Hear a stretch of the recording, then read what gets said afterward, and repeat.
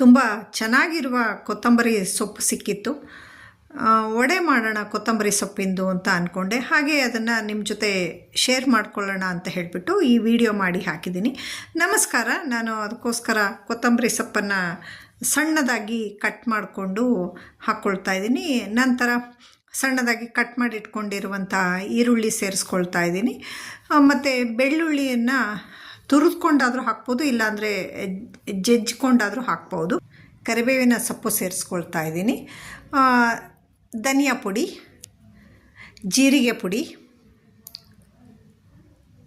ಗರಂ ಮಸಾಲ ಪುಡಿ, ಅಜ್ವೈನ್, ಇಂಗು,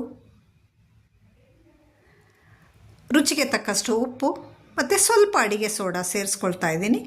ಚಿಟಿಕೆ ಅರಿಶಿಣದ ಪುಡಿ ಮತ್ತು ಕಡಲೆ ಹಿಟ್ಟು ನೋಡ್ಕೊಂಡು ಸೇರಿಸ್ಕೋಬೇಕು. ತುಂಬ ಜಾಸ್ತಿನೂ ಆಗಬಾರ್ದು, ತುಂಬ ಕಮ್ಮಿನೂ ಆಗಬಾರ್ದು ಕಡಲೆ ಹಿಟ್ಟು. ಈಗ ಕಲಿಸ್ಕೊಳ್ಬೇಕು. ನೀರು ಹಾಕೋದೇನು ಬೇಡ. ಏನಕ್ಕಂದರೆ ಕೊತ್ತಂಬರಿ ಸೊಪ್ಪು ಈರುಳ್ಳಿನಲ್ಲಿನೇ ನೀರಿನ ಅಂಶ ಇರುತ್ತಲ್ಲ, ಹಾಗೆ ಸ್ವಲ್ಪ ಬೇಕು ಅನಿಸಿದ್ರೆ 1 ಸ್ಪೂನ್ 2 ಸ್ಪೂನ್ ನೀರು ಮಿಕ್ಸ್ ಮಾಡಿಕೊಂಡು ಕಲಿಸ್ಕೊಂಡೆ. ಸ್ವಲ್ಪ ಬೇಕು ಅನಿಸ್ತು ಕಡಲೆ ಹಿಟ್ಟು ಕೂಡ ಸೇರಿಸ್ಕೊಂಡು ಕಾದಂತಹ ಎಣ್ಣೆಯಲ್ಲಿ ಹಾಕ್ಕೊಳ್ತಾ ಇದ್ದೀನಿ. ಲೋ ಟು ಮೀಡಿಯಮ್ ಫ್ಲೇಮಲ್ಲಿ ಇದನ್ನು ಕರೆದುಕೊಳ್ಬೇಕು. ನಂತರ ಇದು ಗೋಲ್ಡನ್ ಬ್ರೌನ್ ಆಗೋವರೆಗೂ ಕರೆದ್ಬಿಟ್ಟು ತೆಕ್ಕೊಳ್ಬೇಕು. ಒಂದು ಟಿಶ್ಯೂ ಪೇಪರ್ ಮೇಲೆ ತೆಕ್ಕೊಳ್ತಾ ಇದ್ದೀನಿ.